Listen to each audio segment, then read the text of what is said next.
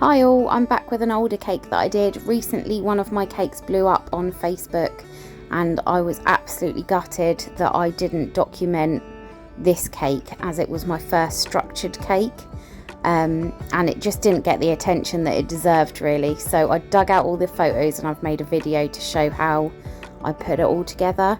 So this was the original cake structure and board, and I had wooden cake boards that I covered in tin foil tape to make it all food safe and seal it all in.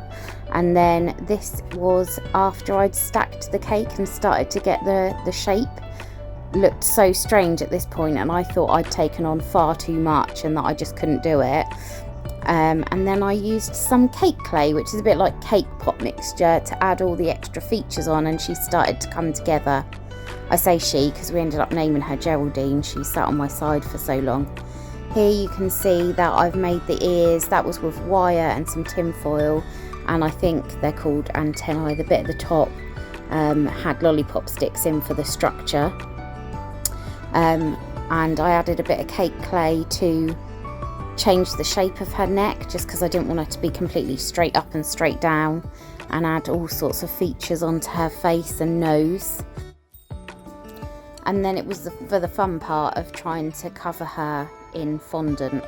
So this was her when she was first covered in fondant, and I was starting to add in a few more details with some tools, and also then it was time to add the paint on. I did panic at this point. I thought without the things on the top she looked like a cow, but I think that was just because it was a white fondant that I used. So here she is once I started adding all the patterning, which I hand painted. I do have an airbrush, but it was easier to hand paint her because of the patterns on a giraffe skin, and I wanted to get her as realistic as possible. It's a bit close up once I've added another layer, because obviously the paint had to be added in layers. And then this was when I added the eyes and the eyelids. Again, all hand painted, all hand moulded. I even did little individual eyelashes, which will be coming up on the next photo. There it is. And yeah, obviously all the patterning was all done by hand too, on her face and head and in her ears. And then this was her finished.